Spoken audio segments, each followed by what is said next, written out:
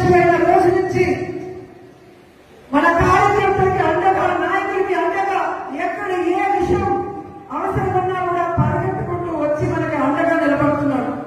కాబట్టి కార్యకర్తలకు చెప్పిన ఒకటే, ధైర్యంగా ఉండండి. తప్పు చేసిన వాళ్ళు ధైర్యంగా ఉన్నప్పుడు తప్పు చేయని మనం, సంక్షేమం అభివృద్ధి చేసిన మనం ఎందుకు భయపడాలని కూడా ఈ సందర్భంగా తెలియజేసుకుంటున్నాం.